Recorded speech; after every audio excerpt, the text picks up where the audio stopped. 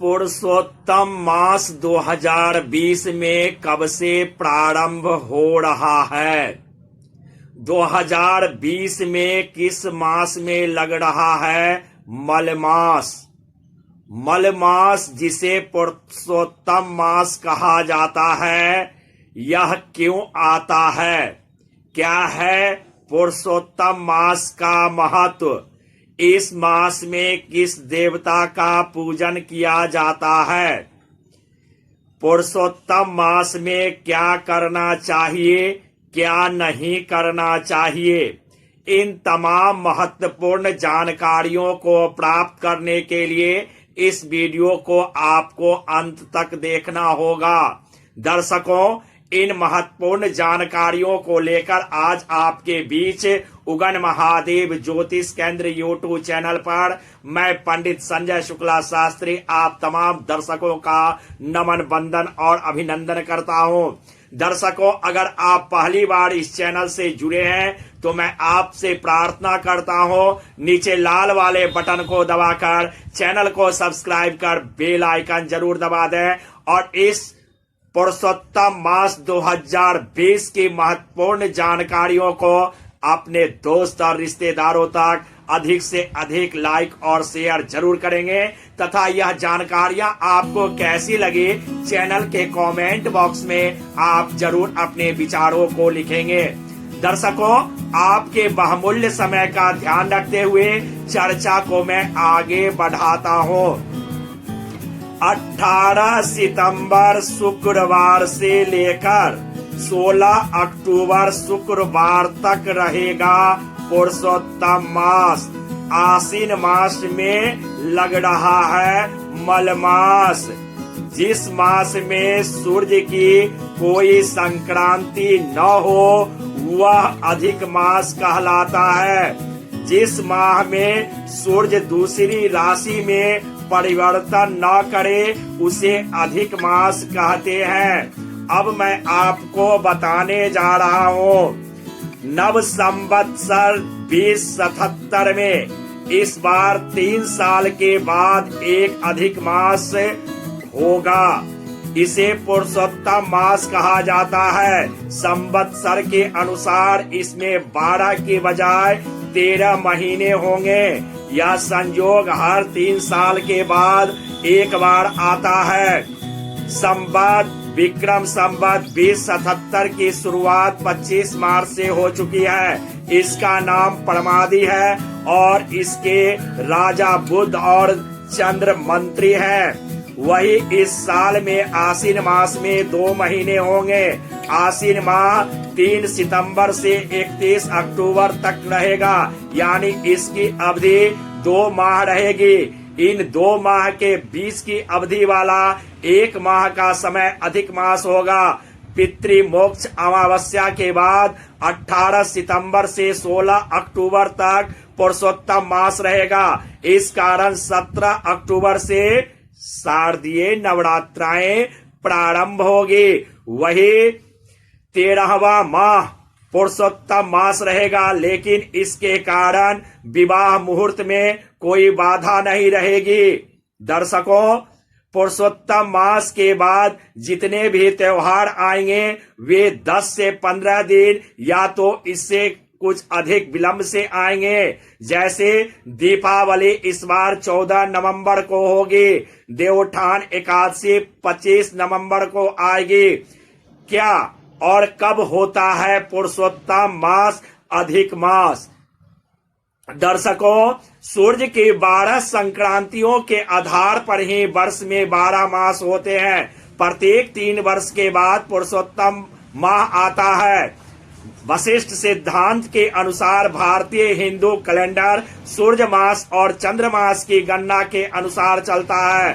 अधिक मास चंद्र वर्ष का एक अतिरिक्त भाग है जो हर 32 माह 16 दिन और 8 घटी के अंतर में से आता है। इसका प्रख्यात सूर्य वर्ष और चंद्र वर्ष के बीच अंतर का संतुलन बनाने के लिए होता है। भारतीय गणना पद्धति के अनुसार सूर्य वर्ष 365 दिन करीब 6 घंटे का होता है, वहीं चंद्र वर्ष 354 दिनों का माना जाता है। दोनों वर्षों के बीच लगभग 11 दिनों का अंतर होता है, जो हर 3 वर्ष में लगभग 1 मास के बराबर हो जाता है। इसी अंतर को पाटने के लिए दर्शकों हर 3 साल में एक चंद्रमास अस्तित्व में आता है, जिसे अतिरिक्त होने के कारण अधिक मास नाम दिया गया है।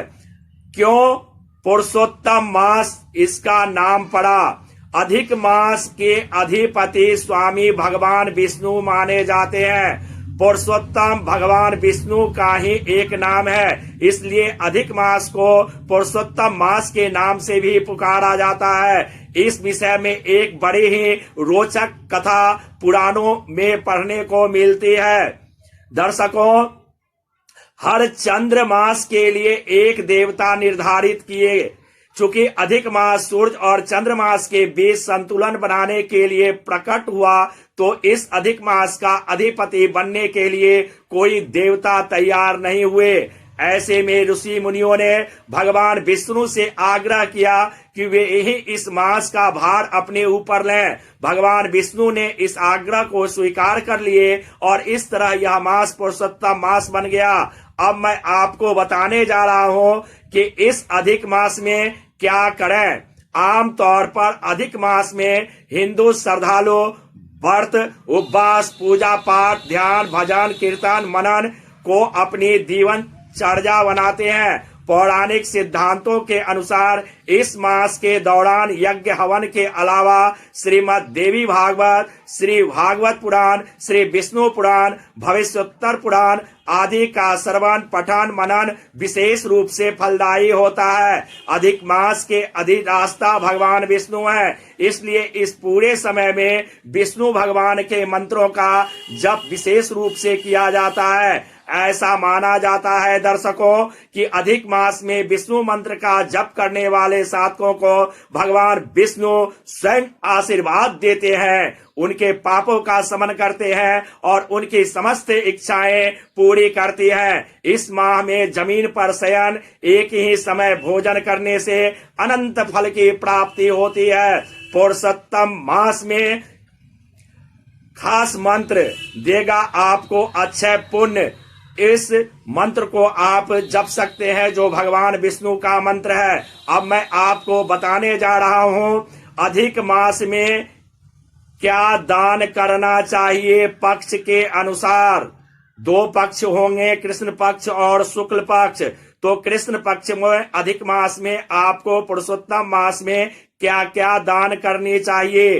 घी से भरा चांदी का दीपक, सोना या कांसे का पात्र, कच्चे चने, खारेक, गुड़, तुवर दाल, लाल चंदन, कपूर, केवड़े की अगरबत्ती, केसर, कस्तूरी, गुड़ोचन, शंख, गरुड़ घंटी, मोती या मोती का माला, हीरा या पन्ना का नग।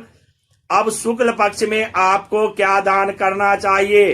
शुक्ल पक्ष में मालपुआ, खीर भरा पात्र, दही, सूती वस्त्र, रेशमी वस्त्र, ऊनी वस्त्र, घी, तिल, गुड़, चावल, गेहूं, दूध, कच्ची खिचड़ी, शक्कर व शहद, तांबे का पात्र, चांदी की नंदीगन, यह आपको दान करना चाहिए। दर्शकों, 18 सितंबर से अधिक मास प्रारंभ हो रहा है। जो तिथियां कृष्ण पक्ष की चतुर्दशी तथा शुक्ल पक्ष की तृतीया का क्षय 18 अक्टूबर को है। इस कारण 17 सितंबर को श्राद्ध पक्ष के 1 माह बाद 17 अक्टूबर को शारदीय नवरात्र आरंभ होगी। श्राद्ध पक्ष की सर्वपितृ अमावस्या के अगले दिन नवरात्रा शुरू हो जाते हैं, लेकिन अमावस्या व नवरात्रा के बीच पूरे 1 माह का अंतर होगा। दर्शकों, 19 साल के बाद यह योग बन रहा है। इसके पूर्व वर्ष 2001 में आसीन में अधिक मास का योग बना था। इस वर्ष 2020 में आसीन मास अधिक मास होगा, इसलिए 2 आसीन मास रहेंगे।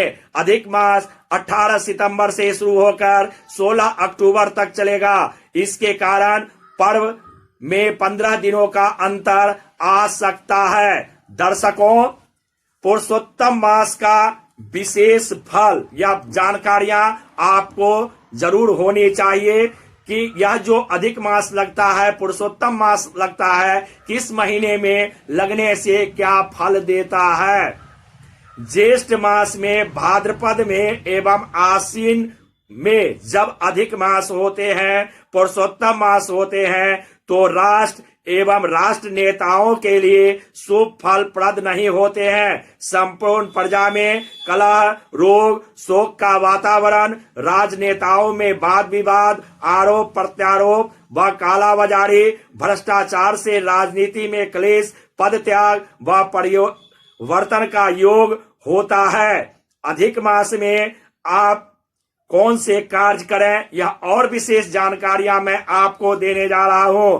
अधिक मास में प्राण घातक रोग आदि की निवृत्ति के लिए रुद्र जप आदि अनुष्ठान, कपिल, खष्टी आदि व्रत, अनावृष्टि धारण के पुरस्चरण, ग्रहण संबंधी श्राद्ध, दान, जप, पुत्र जन्म के कृत्य, मरण के श्राद्ध, पुष्पवन से सीमांत संस्कार अवधि समाप्त करने के पूर्वांत और सीमांत जैसे संस्कार नियत करने के पूर्वगत प्रयोग आदि किए जा सकते हैं। दर्शकों, अगर यह जानकारियां आपको अच्छी लगी हो तो प्लीज पुरुषोत्तम मास की इस विशेष जानकारियों को आप अधिक से अधिक शेयर जरूर करेंगे। फिर अगले दिन आपके बीच में उपस्थित होता हूं।